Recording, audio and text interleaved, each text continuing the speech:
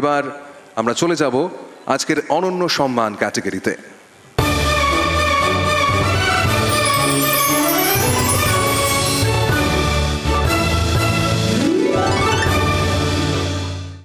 আপনারা জানেন যে প্রতি বছরই আমরা সাহিত্য, শিল্প, সংস্কৃতি, খেলাধুলা, বিজ্ঞান, সমাজে বিশেষ অবদানের কথা মাথায় রেখেই অনন্যতা খুঁজি।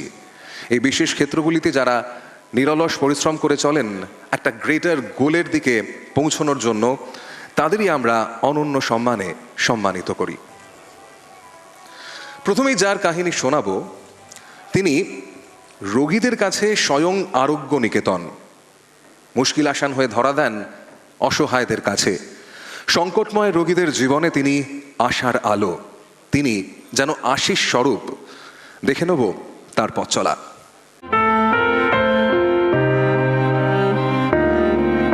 জীবন মৃত্যুর সন্ধিক্ষণে দাঁড়িয়ে থাকা একজন মানুষের মনে প্রথম ভেসে ওঠে তাঁর মুখটাই।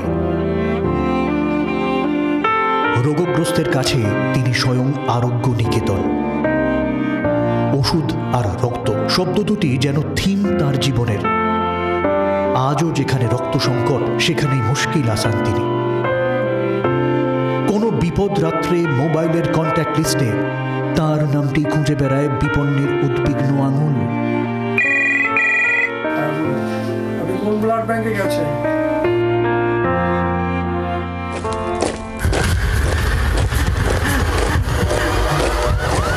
উত্তাল সত্তরের সকলের চোখেই যখন দুনিয়া বদলের স্বপ্ন, তখন চুপিসারেই অনেকের দুনিয়া একাই বদলে দিয়েছিলেন তিনি। কিভাবে?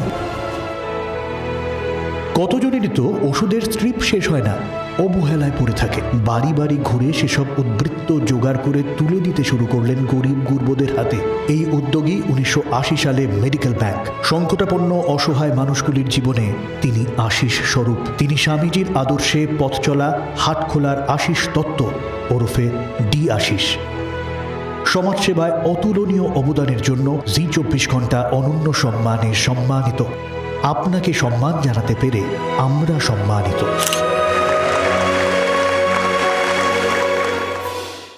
মঞ্চে আসতে অনুরোধ করব ডি আশিসকে। আজ অনন্য সন্ধ্যায় অনন্য সম্মানে আমরা ভূষিত করব ডি আশিসকে, এবং একই সঙ্গে মঞ্চে আসতে অনুরোধ করছি মাননীয় মন্ত্রী স্নেহাশিস চক্রবর্তীকে। অ্যালায়েন্স ব্রডব্যান্ডের পক্ষ থেকে মঞ্চে আসতে অনুরোধ করব মিস্টার রাহুল মৈত্র, অ্যালায়েন্স ব্রডব্যান্ডের ডিরেক্টরকে। Alliance broadband for unlimited data and unlimited infotainment. একই সঙ্গে অনুরোধ করছি আইপিএল গভর্নিং কমিটির মেম্বার অভিষেক ডালমিয়াকে মঞ্চে আসার জন্য।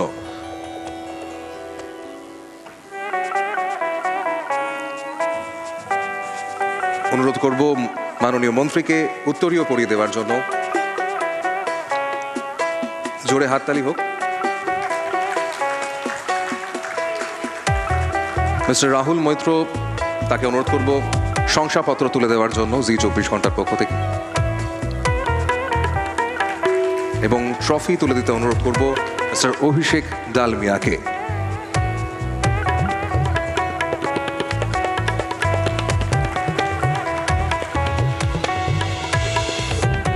এবার আশিতা, আপনার কাছ থেকে জানতে চাইবো যে আপনার এই যে নিরলস প্রচেষ্টা, যেটা আজও কখনো থামেনি, এবং আপনি একটা ভরসার জায়গায় প্রত্যেকের কাছে, কোথা থেকে আসে এই উদ্দীপনা? দীর্ঘ 45 বছর সাধারণ মানুষকে স্বাস্থ্য সচেতনতা এবং বিশেষ করে রক্তদান আন্দোলনে যুক্ত হওয়ার মূল কাজটি আমি করার চেষ্টা করছি।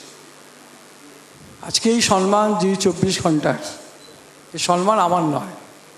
45 বছর ধরে যারা রক্ত দিয়েছে আর 45 বছর ধরে যারা রক্ত পেয়ে বেঁচেছে, তাদেরই এই সম্মান। তাই আজকে সর্বস্তরের মানুষের উপস্থিতি এই কাজকে আরও বেশি ত্বরান্বিত করবে। 45 বছর আগে উত্তর কলকাতার শোভাবাজার হাটখোলা, জোড়াবাগান, কুমারটুলি, আইরিটলা, তখন কিন্তু বস্তি অধ্যুষিত এরিয়া। বহু মানুষই ওষুধ না পেয়ে মারা যেতেন, সঠিক চিকিৎসা করতে পারতেন না, প্রয়োজনে হয়তো রক্তও পেতেন না। রক্তদান শিবির করলে নাম লিখিয়ে চলে যেত। তারপর এই আন্দোলন ধীরে ধীরে রাজ্য জুড়ে, রাজ্যের বাইরে মানুষকে সচেতন করার সবচেয়ে বড় দিক, বিজ্ঞান প্রযুক্তির যুগে, স্যাটেলাইট কম্পিউটার ইলেকট্রনিক্সের যুগে, মোবাইলের যুগে, ল্যাপটপের যুগেও রক্ত কিন্তু কোনো সায়েন্টিস্ট বানাতে পারেনি। মানুষের যখন রক্ত দরকার হয় তখন সুস্থ মানুষকেই রক্ত দেয়। সে কারণেই আমরা চেষ্টা করি মানুষকে রক্তদানে উদ্বুদ্ধ করা। মেডিকেল ব্যাংক উত্তর কলকাতায়, যার জন্ম, স্বামী বিবেকানন্দ যে পথ দিয়ে গেছে, সারদা মা যে পথ দিয়ে গেছে, রামকৃষ্ণদেব যে পথ দিয়ে গেছে, সিস্টার নিবেদিতা যে পথ দিয়ে গেছে, সেই ধুলোতেই গড়ে উঠেছে মেডিকেল ব্যাংক। আজকে সর্বসাধারণের সহযোগিতা এই ব্যাংক যেমন দরিদ্র মানুষকে ওষুধ পৌঁছে দিচ্ছে, ঠিক তেমনি প্রয়োজনে যদি রক্তের দরকার হয় আমরা লড়াই করে সেই রক্তটুকু পৌঁছে দেওয়ার ব্যবস্থা করি সাধারণ মানুষের সহযোগিতায়। আমি শুধু একটা কথাই বলবো, নেতাজি সুভাষচন্দ্র বসু বলেছিলেন, তোমরা আমাকে রক্ত দাও, আমি তোমাদের স্বাধীনতা দেব। আমি বলছি সেই সূত্র ধরেই রক্তের প্রয়োজন জীবনের তরে রক্তদাতা তৈরি হোক প্রতিটি ঘরে ঘরে। নমস্কার। অনেক অনেক ধন্যবাদ।